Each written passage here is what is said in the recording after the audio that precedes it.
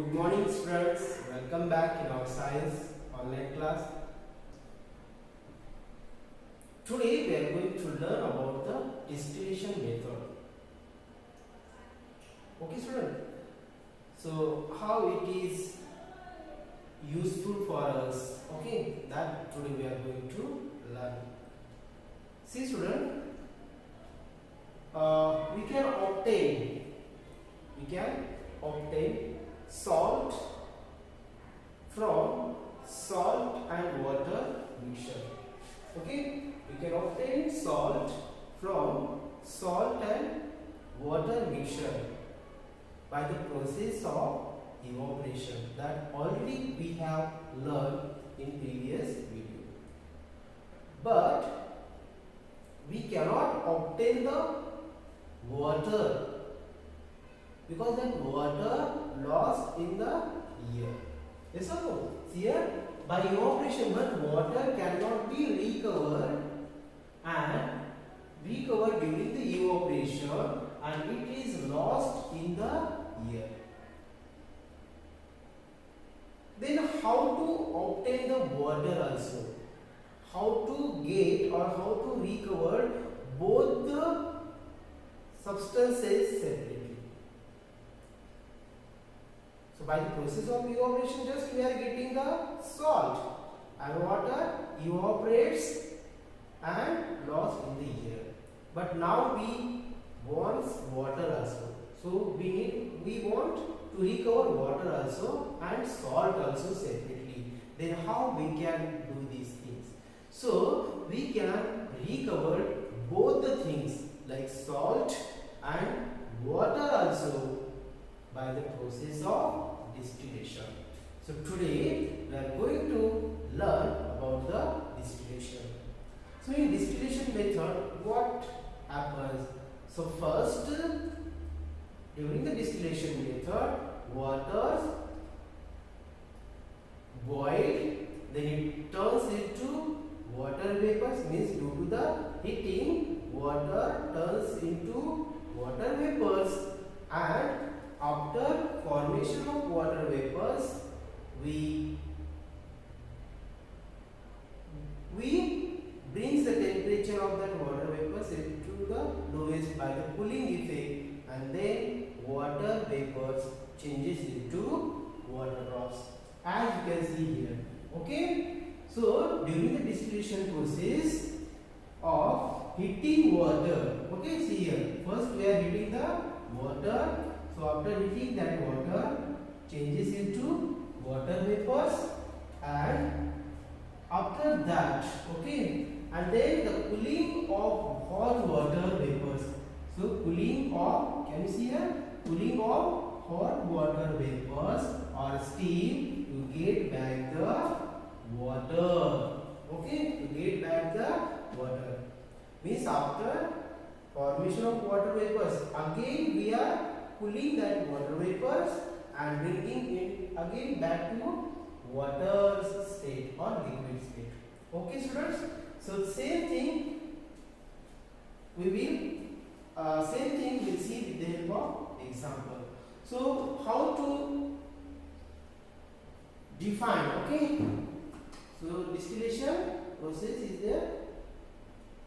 So during the distillation process, okay, during the distillation process, evaporation followed by condensation. So both the process takes place during the distillation process.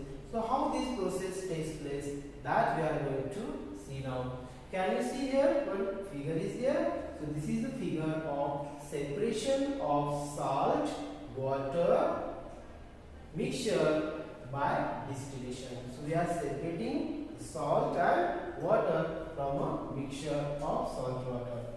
Now see here, this is one kettle, okay, and in this kettle we are already, you can see here mixture is taken, so that is the salt and water. So this is the, in this kettle mixture is there, and the mixture is of salt and water. So we can call the mixture, or this is the one solution. Okay. Now this mixture we have to separate out into two components. Okay, so first one is the water and second one is the salt. So first to provide heat. So already I told you we have to provide the heat. Okay, heating effect is there. So due to this heating effect, what happened? Water starts boiling. Actually, water means the mixture starts boiling. So due to boiling, what happened? The water changes into water vapors, and these water vapors, already this kettle is closed, so there is no space to come out, but there is one small gap, or this is a small hole, that is called spout.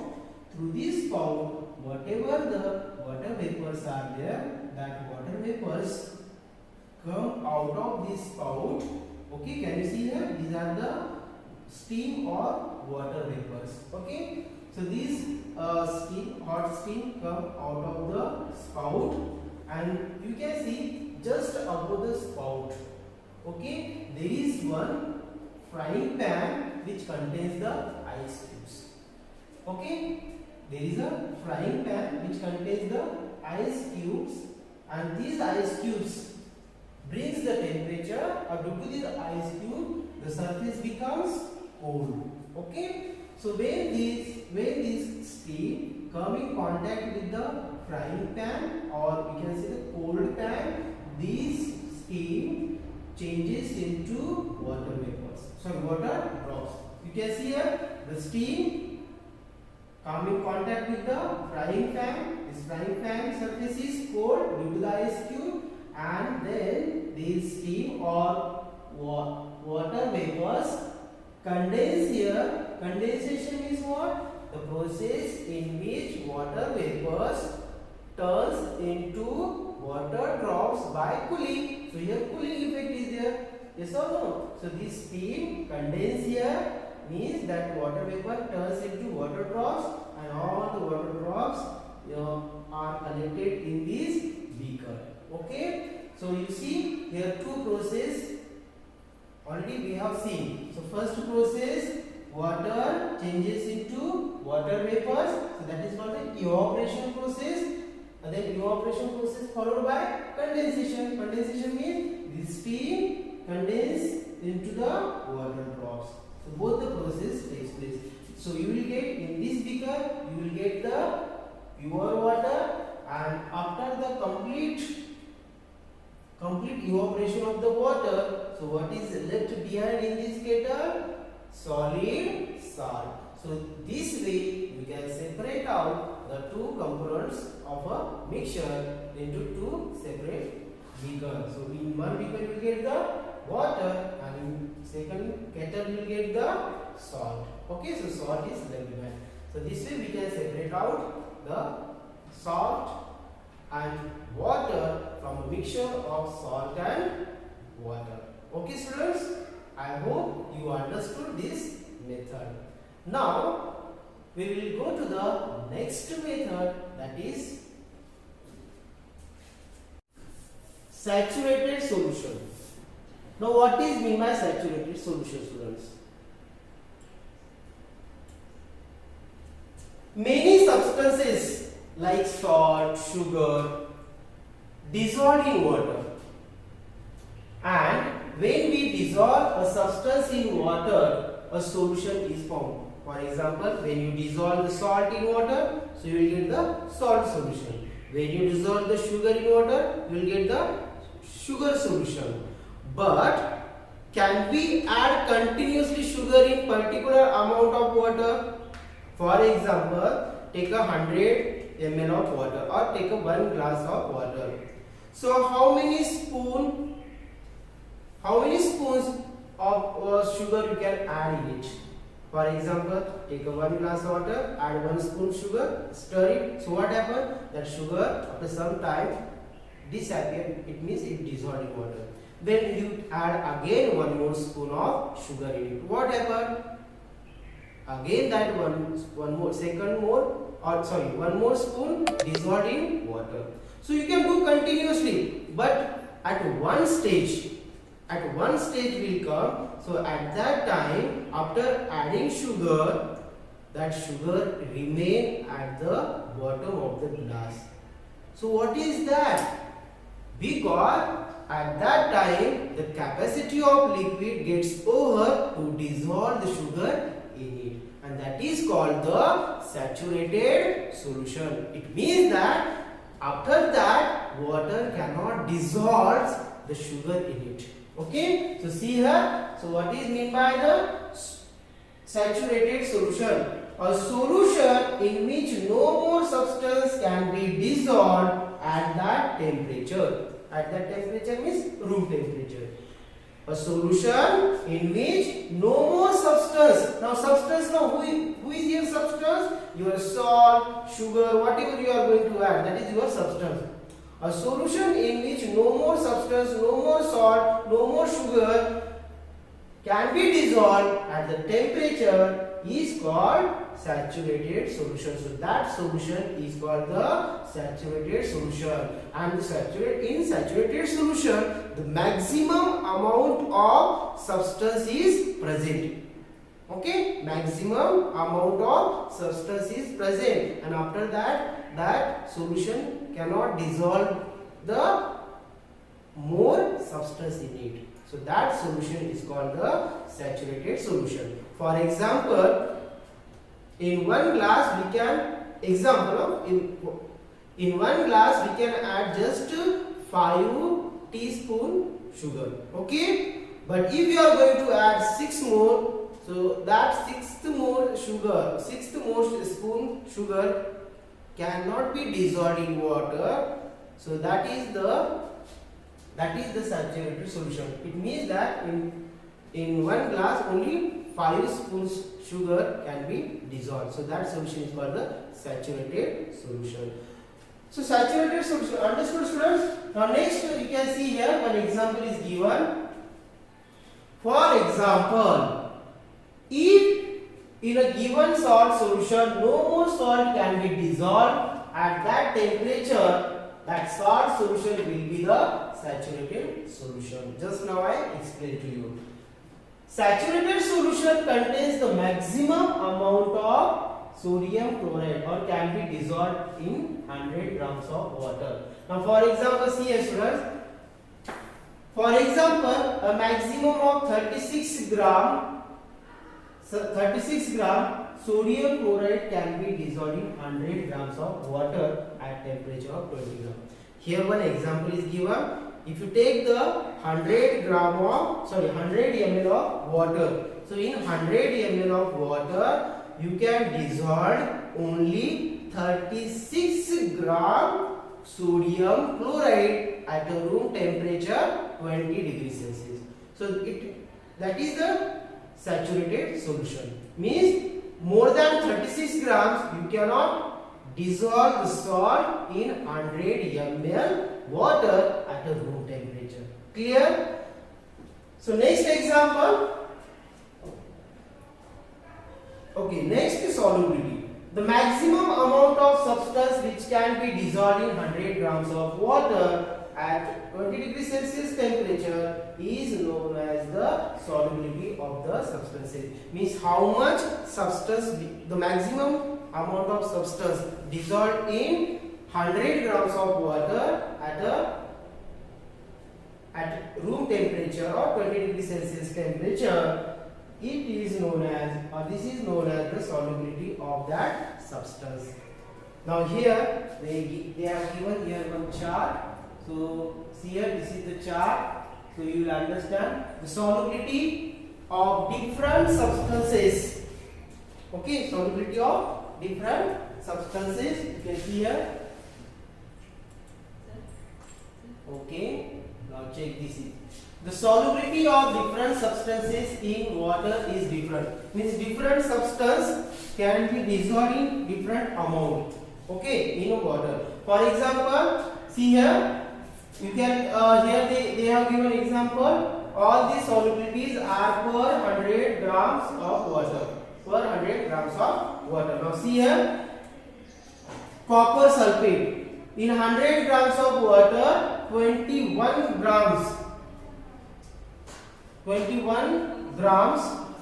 copper sulfate can be dissolved. So solubility of water is how much? Copper sulfate 21 gram.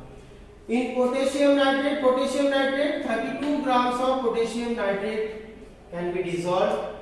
Sodium chloride, just now we have seen 36 grams sodium chloride can be dissolved in 100 grams of water. Sugar, 204 grams sugar can be dissolved in 100 grams of water. So by this chart we can understand that the different amounts of solubility is there according to the substance in water.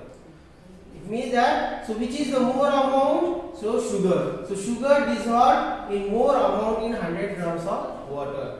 Okay, and less, that is the copper sulfate. So only 21 gram copper sulfate dissolved in 100 grams of water. So these are the saturated solution or saturation solubility of substance. Okay, so 21 grams substance soluble in 100 grams of water. Okay, copper sulfate. 32 grams potassium nitrate soluble in 100 grams of water. 36 grams of sodium chloride soluble in water, 100 grams of water. Okay, now see here the conclusion. Now this is very important, the solubility. Please note that this is very important, you can highlight. Please note that the solubility of a substance in water increases on increasing the temperature. It means that the solubility of any substance in water increased by increasing the temperature. Okay. And second thing, the solubility of a substance decreases on lowering the temperature. Means if you lower the temperature, so solubility also decreases. If the substance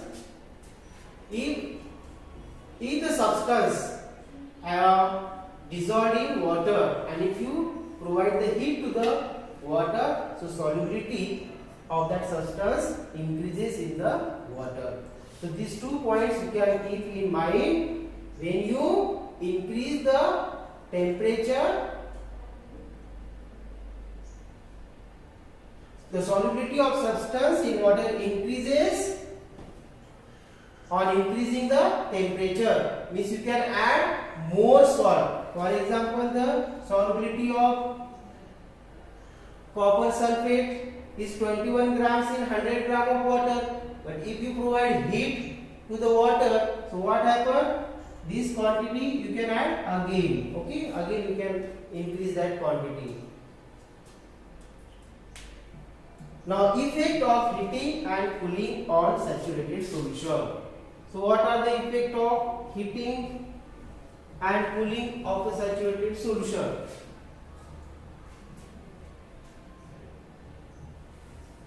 If the saturated solution, okay, if the saturated solution of a substance at a particular temperature is heated to high temperature, then the solubility of substance increases and more substance can be dissolved in it. Okay. Second, if the saturated solution of a substance at a particular temperature is cooled to a lower temperature, then the solubility of substances decreases and the sum of the dissolved substances will separate out in the form of solid crystals. It means that when the saturated solutions, okay, when the saturated solution of a substance at particular temperature is heated, means when you provide heat to the saturated solution, so the solubility of that solution increases, and when you decrease the temperature of saturated solution, so the solubility of that substance is reduced. Okay, so one question, students, while making lemonade or lemon juice, we first take the water and then we dissolve, then we add the lemon juice, and after that we mix the sugar. Okay, students, so at that time you can dissolve more sugar in it. But if you do one thing, if you take the water and if you add the ice first, and then if you are adding the lemon juice, and if when after adding lemon juice, if you go for the adding sugar, so that sugar will dissolve in very less amount, because you are lowering the temperature of lemon juice. Okay students, so you can take the precautions while making lemon juice. Okay, so I hope you understood today's part. Today your lesson got over. In next video we can see the exercise of this lesson.